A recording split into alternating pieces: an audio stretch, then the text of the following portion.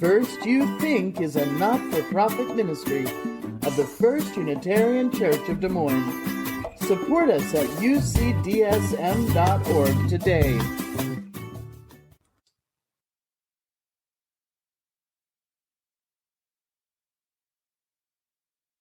If our lives were already calm and clear, says Pico Iyer, a writer and cultural observer, we wouldn't need churches at all.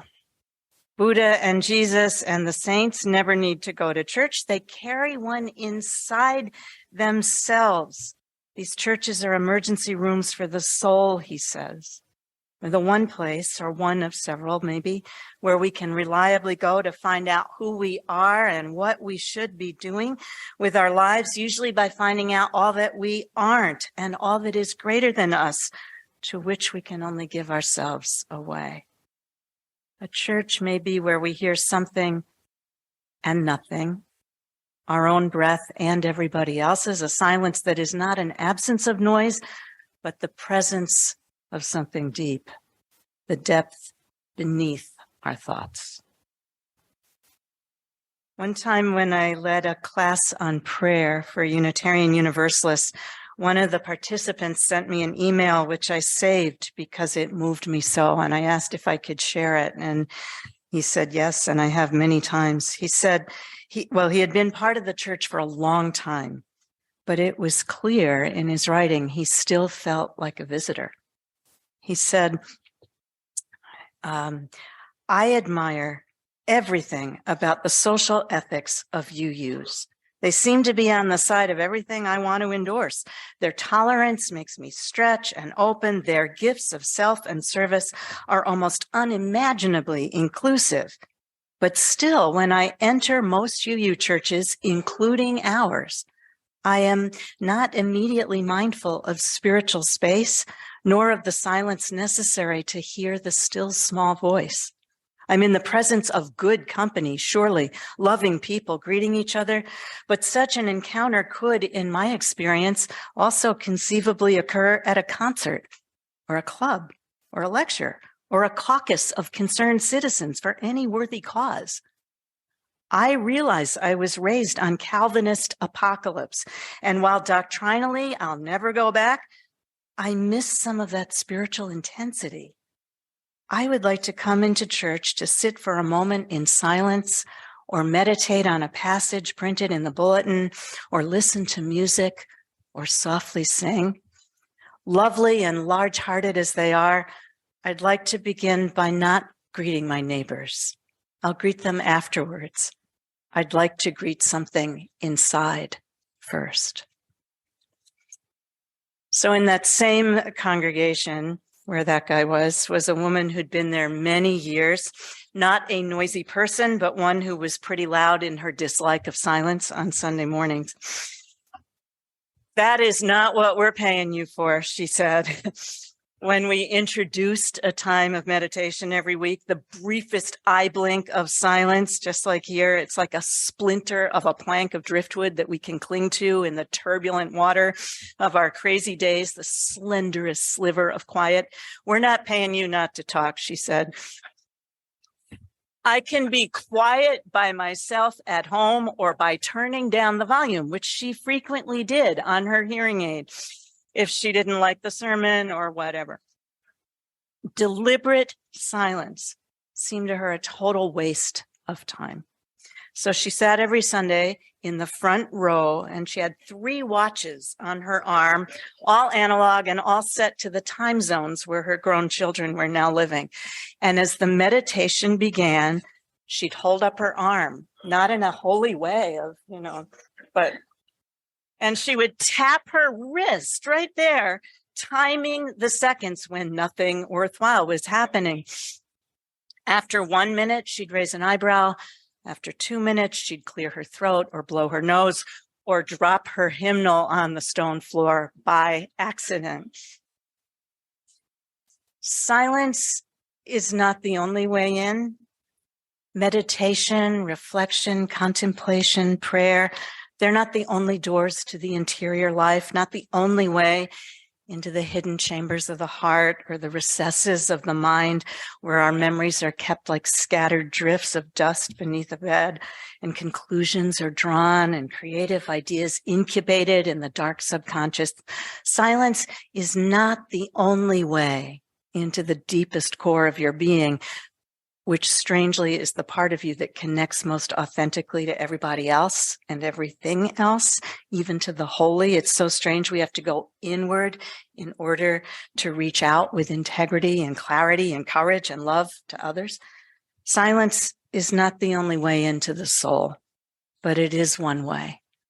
And we practice it on Sundays, even a little, to remember that we are more than the sum of our opinions and our fears and our intentions and our words and ideas. We breathe in and remember, even fleetingly, as the air fills the lung, that we're embodied. We exist as bodies here. We're made of water and air, fully mortal, just brief here. So we breathe in and acknowledge the body. We breathe out and remember the spirit, the spark, the light, the ember of divinity that's present at our birth, and it's burning still, just the same, inside. Breathing in, out, we come back to what we are, or at least we let go of the reins for a single blessed moment, let go of the will and the worry and the wanting and the endlessly wanting for just a second. We just breathe. It's our whole work. And to do so together is a Holy Communion. For the person who wrote me that email, it was, but for the fellow congregant with the 3 watches, it was excruciating. She was an engineer, a pragmatist, a lover of scheduled efficiency, complex problems with straightforward solutions. And she was, for a time, of course, the church treasurer, everything, right? Spreadsheet. And for another time, the chair of the Social Action Committee, busy, effective, task-oriented. And she was also a lover of music. And when the organ filled that church with sound, or a string quartet, or a single oboe pierced us, or a gospel choir came and stomped and shook the house, she was in a kind of reverie. She clearly had her own ways into the life of the Spirit, as each of us does. She knew how to get there and how to go deep and shut her eyes and let the music, or maybe the readings, just wash over her brow and smooth out the tension. She was a person not afraid to cry in church, to let the tears just fall. And I wondered when I saw that about those 3 grown children in their faraway time zones and her partner who had died and how she lived all by herself. She didn't need any more quiet. She knew how to go deep, how to get where she needed to go, and she knew how to come back to us restored. There are, within this hour that we share, 1,000 ways to pray. In all the other hours, on all the other days, we are driven mostly to distraction by 10,000 large and little things, demanding and enticing things, seductive, mind-numbing, dutiful things, night terrors, regrets, fears justified and foolish, work things, play things, electronic things. It takes such discipline to be still, to be quiet, to listen to no sound, to be non-productive, inefficient, slothful, prayerful, reverent, ready for nothing. When the house is clean, I say, when the steps are swept, the dishes done, inbox empty, laundry folded, put away, work all done, work begun, the jack-o'-lantern scraped from its puddle on the porch, except now it's frozen, so I can't. When that's done, then I'll take a cleansing breath, because then I will have earned it. I'll deserve it, which is Calvinism. I will come to prayer again, make the space to make amends and repent and rejoice and repair and repeat and forgive somebody's trespasses, maybe starting with mine. Praise the day, bend the knee, bow my head, center down, pay attention, pay respect, light my candles, walk outside. Not yet, but soon. I promise I'm going to do it. But the only trouble with promising is I could be really old by then, or dead, or something else. The harder work always for us is to leave the dishes and the duty, to not die before we wake up. Howard Thurman was a 20th century African-American theologian. He founded the Church for the Fellowship of All Peoples in San Francisco, a progressive, pluralistic community of white and Black members. He was an activist, an agent of change, effective in the world, powerful, political, and he was also sometimes not. He was a mystic and a poet, contemplative. In a newsletter for his people, he wrote, "How good it is to center down, to sit quietly and see oneself pass by. The streets of our minds seethe with endless traffic, while something deep within hungers and is thirsting. We look at ourselves, the kinds of people we are. The questions persist. What are we doing with our lives? What are the motives that order our days? What is the end of all this doing? What are we trying to go? Where do we put the emphasis and where are we focused? Where's our treasure? What do we love most? To what are we true?"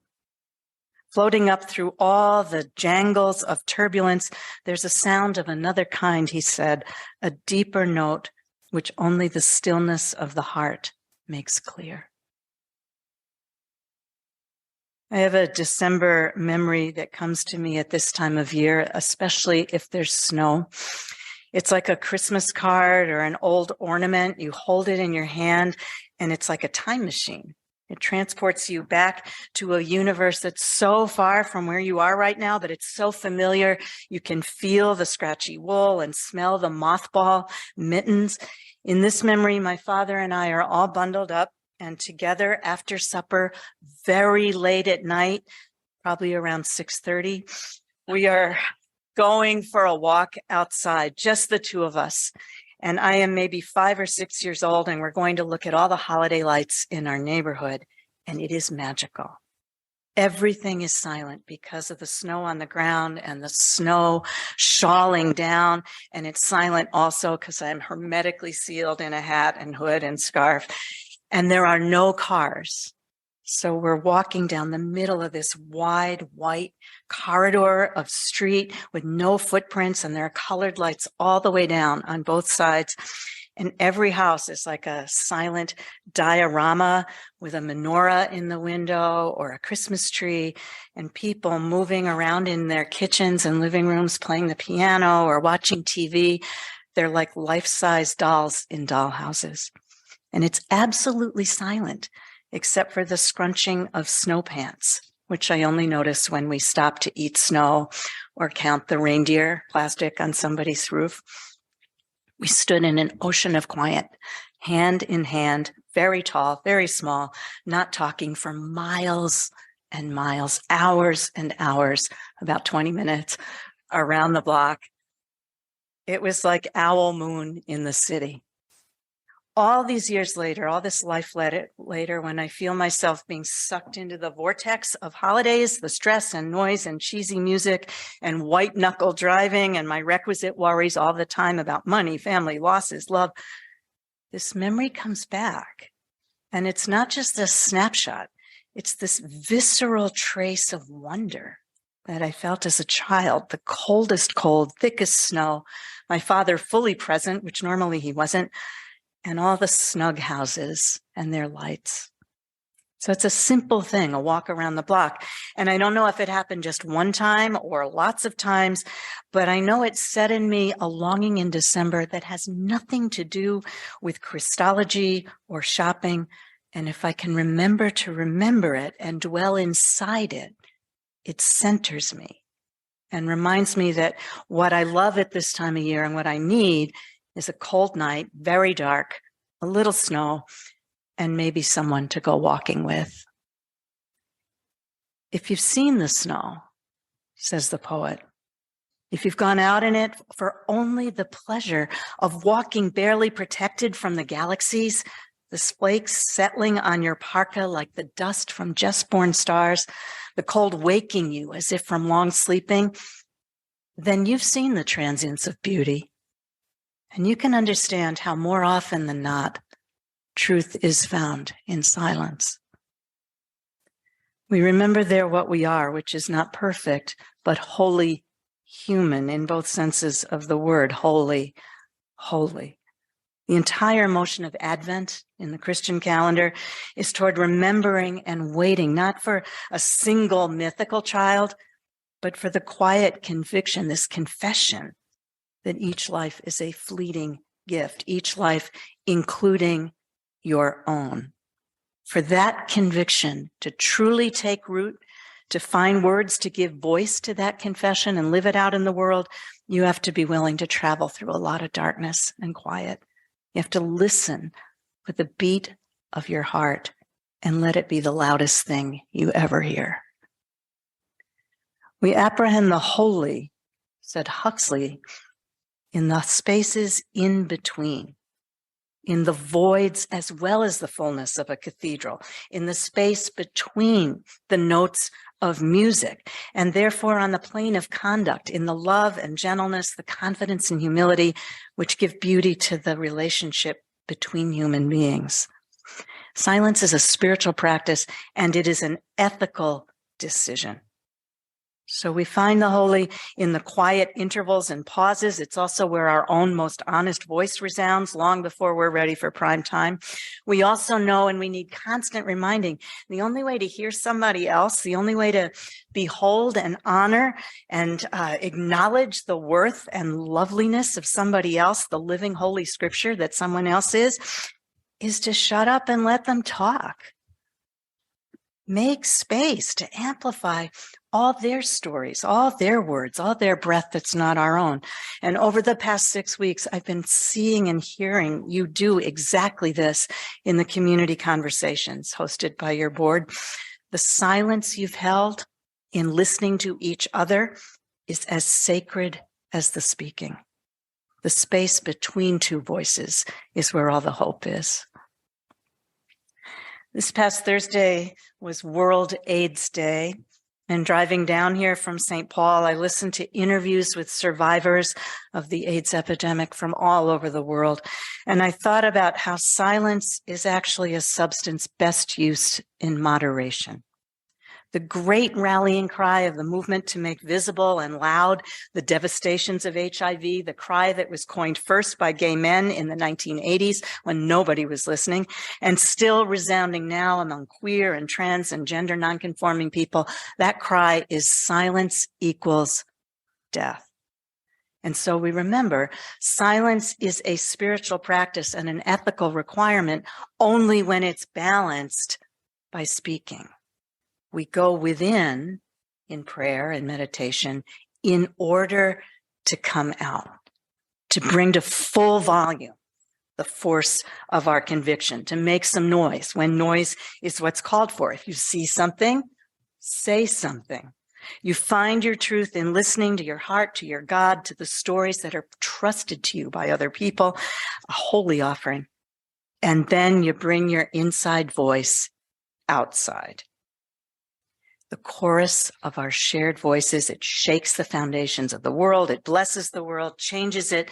Silence is a practice. It's not a permanent condition. There's a time for keeping quiet, and there is a time for shattering complacency, complicity with this mighty, righteous, raucous sound. I'm thinking of Iran this past fall, and still hundreds of thousands of women and their allies risking their lives to break silence. That kind of courage comes from deep within the heart of a person, the heart of a people. I'm thinking of China, where in the cities and in all these little rural towns, people are in the streets right now. They're singing and chanting and shouting in all of these ironic, creative, sarcastic, clever, beautiful ways, risking their lives to do what? Break silence, to break the stranglehold of a paranoid regime. They're in digital spaces loudly by the millions, sabotaging, brilliantly subverting all the algorithms of online surveillance and censorship and shutdown.